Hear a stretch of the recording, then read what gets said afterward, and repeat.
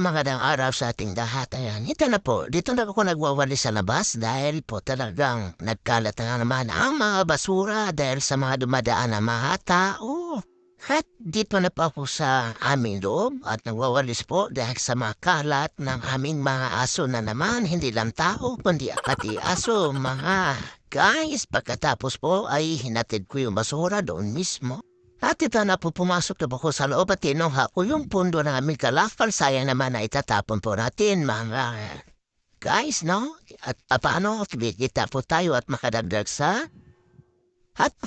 po sa binta. Kaya ang ginagawa ko, pili-pilian kong mga basura na talaga na walang pakinabang at saka may mga pakinabang mga kaibigan.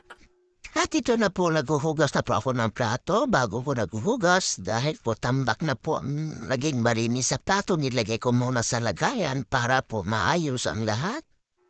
At ito nga po, for today's video, malapit na po ako matapos just maghuhugas ng plato. Mga sumasaya naman ang inyong kaibigan dyan. Maraming salamat!